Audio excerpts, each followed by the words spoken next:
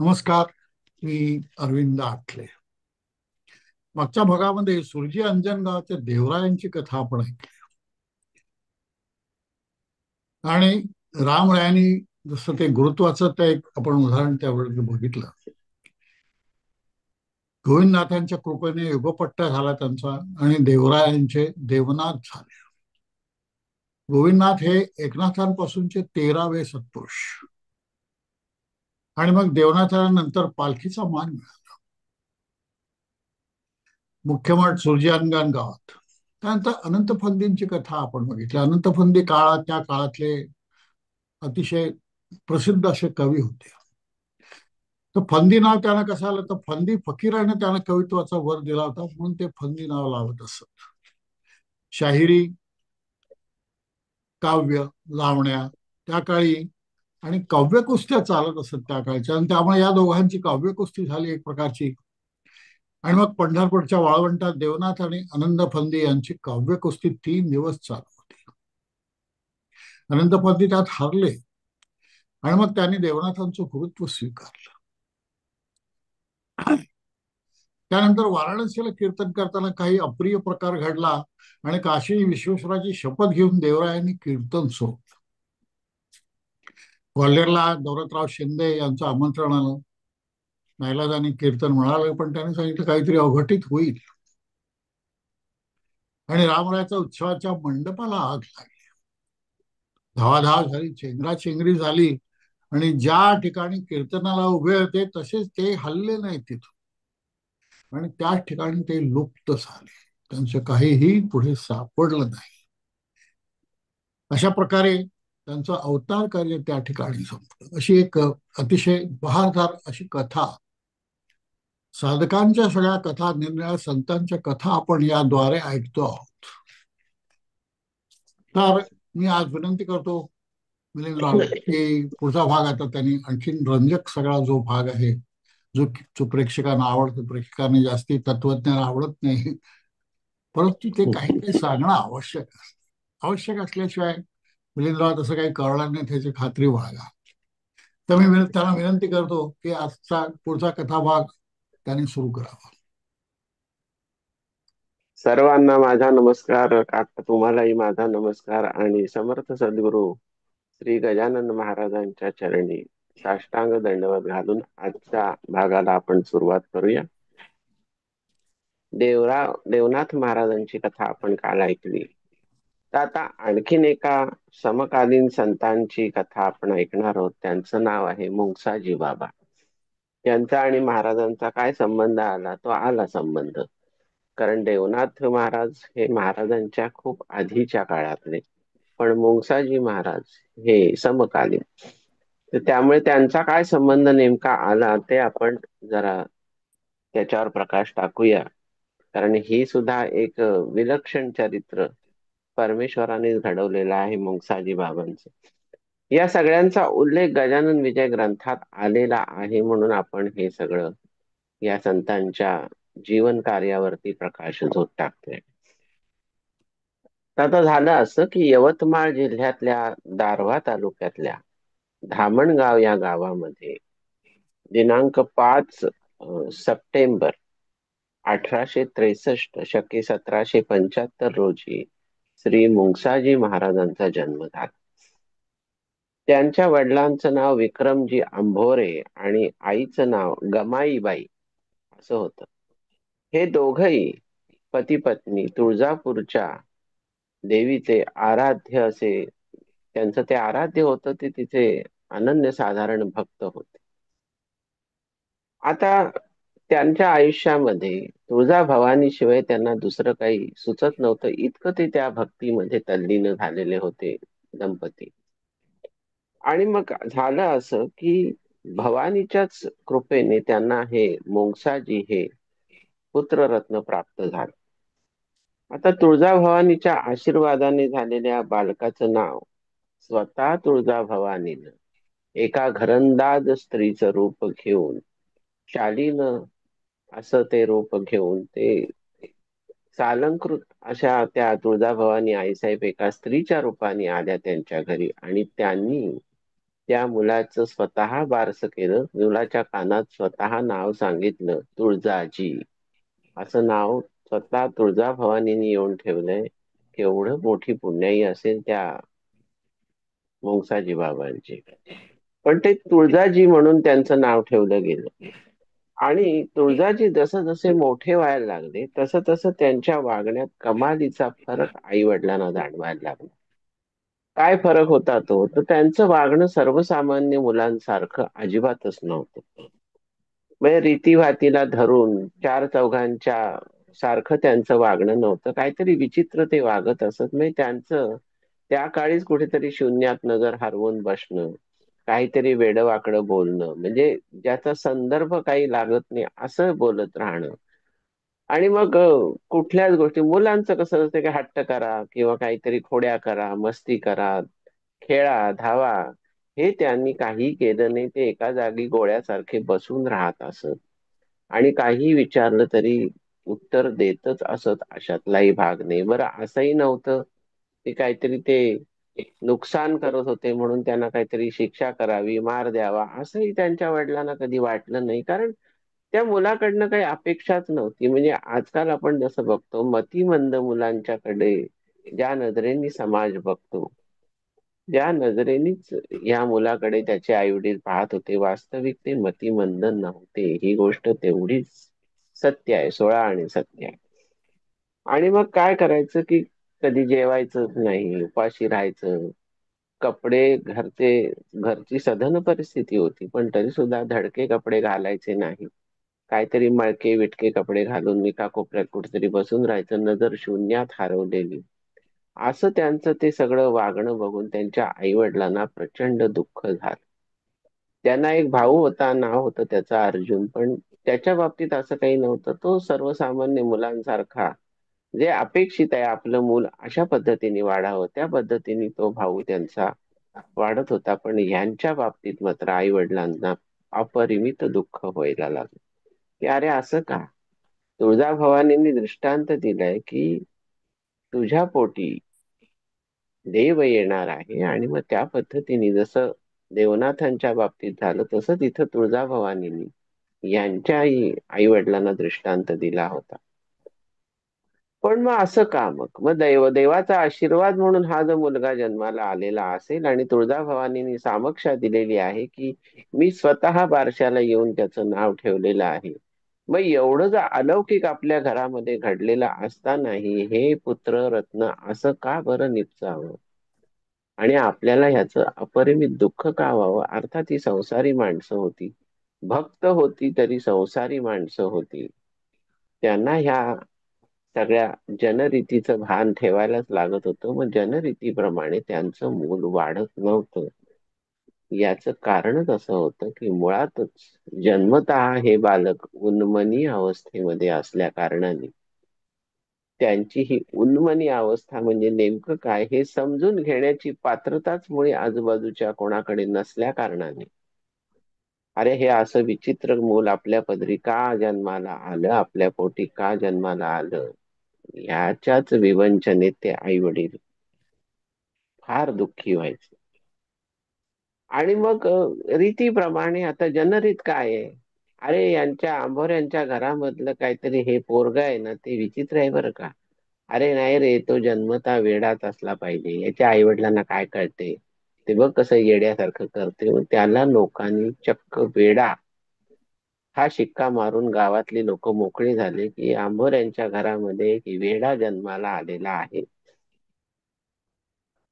आणि मग लोक त्यांना जमेल तसा कारण आई वडिलांच्या ताब्यात आहेत अजूनही, कसाही त्रास द्यायला लागले. म्हणजे काय, कुठेही ते समजा घराच्या बाहेर पडले तर कोणी टपलीतच मार, कुठे त्याला काहीतरी बोल, हास, काहीतरी त्याच्या अंगावर पाणी चोडव, अशा पद्धतीने लोकांचे उद्योग सुरू झाले.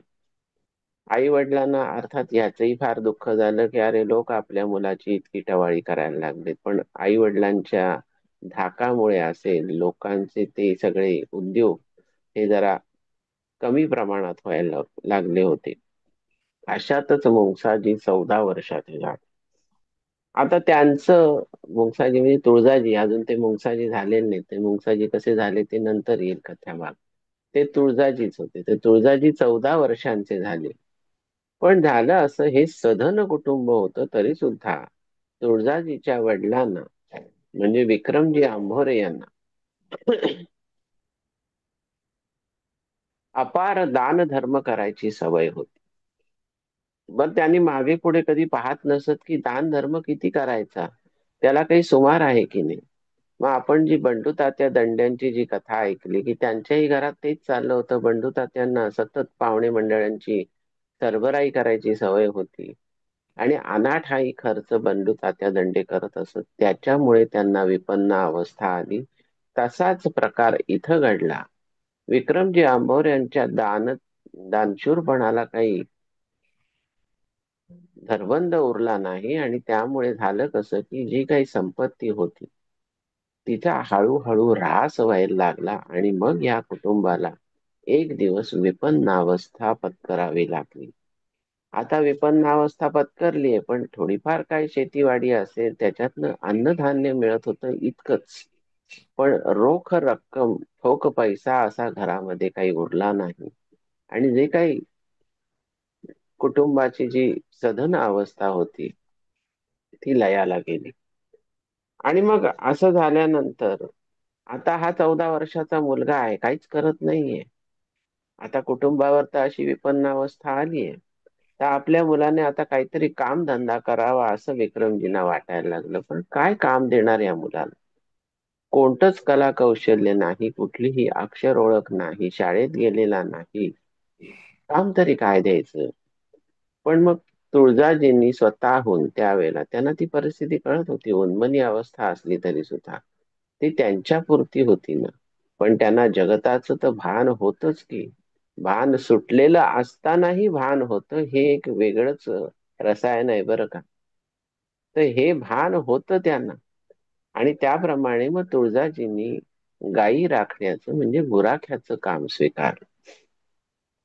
आता गायी राखायचं काम स्वीकारलं, पगारी गुराखी ते झाले. कोणाकोणाच्या गायी चरायला न्यायच्या, त्याच्या बदल्यात काय शेरभर धान्य मिळत असेल, काही एखादा अं, त्या काळचं जे चलन होतं त्यातला एखादा पैसा काही मिळत असेल, याच्या पलीकडे काही उत्पन्न नव्हतं. पण कामधंद्याला तर लागला मुलगा, हे त्या विक्रमजींना समाधान वाटलं की अरे हा त्या निमित्ताने दिवसभर गायी चरायला तरी घेऊन जातो.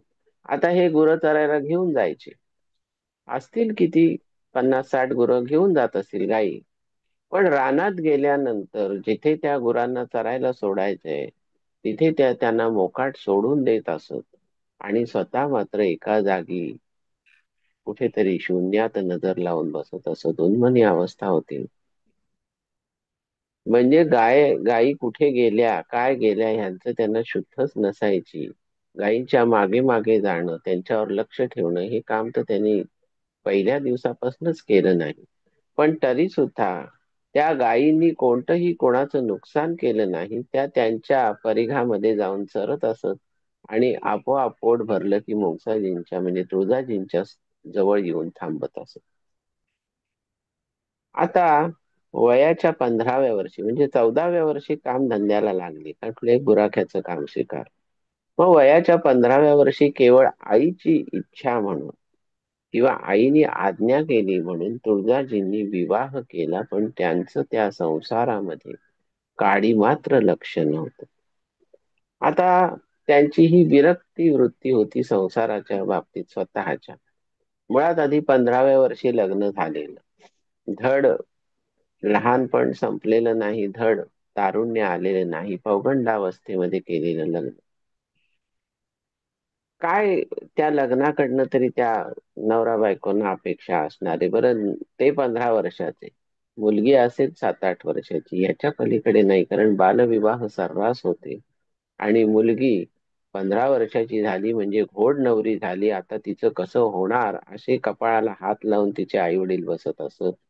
त्यामुळे तो त्या पद्धतीने 15 वर्षाच्या मुलाला अगदी 7 आणि 8 वर्षाची किंवा अगदी 6 वर्षाची मुलगी सुद्धा देत असत किंवा 5 वर्षाची, 10-10 वर्षाचा अंतर असायचं. ही त्यावेळची जनरीत होती. त्याप्रमाणे त्यांचं लग्न लावून दिलं. मग संसार म्हणजे काय, तर घरामध्ये ते नवरा बायको म्हणून राहायला लागले. आई वडील होतेच त्यांचे, भाऊ होता, भावाचाही संसार असेल, त्याचे तपशील आपल्याला माहित नाहीत. पण मग इकडे यांची विरक्त वृत्ती, ती उन्मनी अवस्था, जे विचित्र वागणं, कपड्यांकडे लक्ष नाही, दिवस दिवस आंघोळ केली तर केली, नाही तर नाही, जेवलं तर जेवलं, नाही तर नाही, कधी कधी जेवतच बसलं. अशा पद्धतीने हे सगळं चालू झालं. मुलगी हळूहळू, ती त्यांची बायको, मोठी व्हायला लागली. आणि जेव्हा तीही 15-16 वर्षाची झाली, तेव्हा तिला हे सगळं बघून काही चांगलं वाटेल ना, की कसं वाटेल आपला नवरा, त्याला असे लोक त्रास देतात, हे करतात, ती कंटाळली. आणि त्या काळच्या प्रमाणे काम तर भरपूर करायला लागत होती. ती तर सून आहे ती घरातली. मग त्या सुनेला हा सगळा जाच वाटायला लागला, की नवरा एक शब्द बोलत नाही आपल्याशी, तो आपला आहे का नाही, इथपर्यंत शंका आली. आणि घरातली कामं धामं तर भरपूर करायला लागते, ती पिचून गेली अक्षरशः. मग तिने त्या वेळचा तो धाडसी निर्णय असा घेतला, की मला आता ह्या घरामध्ये राहायचं नाही. जिथे आपलं कोणीच नाही, इथे आपण ढोर मेहनत करायलाच आलोय जणू काही, सून म्हणून आलोय तर. तर तिने ते घर सोडून ती त्यांचं कायमची स्वतःच्या माहेरी निघून गेली.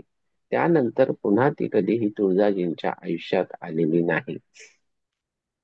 मग आईला साहजिकच या घटनेचं खूप दुःख झालं, की काय करायचं आता या मुलाचं. लग्न करून दिलं, पण बायकोन आणली नाही, बायको निघून गेली. आता नेमकं करायचं काय याच. पण काय करायचं याचं उत्तर आई वडिलांना सापडेना, त्यांचा काही इलाजच चालेना. मग त्यांच्यात सुधारणा व्हावी म्हणून आईने त्यांना मांत्रिकाकडे नेलं, तांत्रिकाकडे नेलं, भगताकडे नेलं. आणि त्याच्याही वरची कडी संतांकडे न्यायला तिने सुरुवात केली. त्या काळात तिला जे वाटत होते, ते सत्पुरुष ज्यांचं नाव ती ऐकत होती, त्यांच्याकडे तिने त्यांना घेऊन जायला लागली, की सुधारणा व्हावी बाबा या मुलामध्ये. पण तिथेही जाऊन काहीच उपयोग झाला नाही. मुळात आधी लक्षात घ्या, ज्यांचा अवतारच मुळी, ज्यांचा जन्मच मुळी तुळजाभवानीच्या आशीर्वादाने घडलाय, तिच्या संकल्पाने घडलाय, त्या मुलावरती कुठल्या मंत्रप्रयोगांचा उपयोग होईल, कुठल्या तंत्राचा उपयोग होईल, कोणत्या भगताची कोणती विद्या त्यांच्यावर चालेल, याचा विचार केलेलाच बरा. की काहीच चालणार नाही ना, जिथे स्वयं भगवती त्यांचं रक्षण करते. आणि काही एक कारणासाठी जन्माला घातले म्हणून उन्मनी अवस्था आहे, ही भगवतीला माहिती आहे. या तांत्रिक मांत्रिकांना त्याचं काय आहे? त्यांना तर काही माहितीच नाही, त्यांचा पोट भरण्याचा तो धंदा आहे. मग हे जेव्हा सुरू झालं, तेव्हा मग त्यांच्यावर काही इलाज चालेना, मग सुधारणा होईल कशी? मग संतांकडे गेल्यानंतर संतांनाही हे माहित होतं, की अरे हे रत्न काय जन्माला आले, ते तरी त्यांना काय सांगणार आणि कोणती विद्या त्यांच्यावरती चालवणार. त्यामुळे संत दर्शनानेही काही इलाज झाला नाही. आणि या सगळ्या तंत्रमंत्र अघोरी साधनेवाल्या लोकांच्याकडनंही यांच्यावर काही उपाय झाला नाही. आई अर्थातच आणखीनच दुःखाच्या खाईत लोटली गेली, की अरे आपल्या मुलासाठी कोणताच उपाय ह्या जगतामध्ये नाही का? आणि ती त्यांना तिच्या परीने पुष्कळ काही समजावून सांगत असे, पण तिचं जे शब्द होते, जे बोलणं होतं, ते ह्यांच्या कानात शिरतच नसे. कारण त्यांना त्याच्यामध्ये काही गम्यच नव्हतं. त्यांच्या दृष्टीने हे सगळे संसारी ताप आणि व्याप होते, व्यवहारवाद होता, भौतिकता होती, जनरीत होती.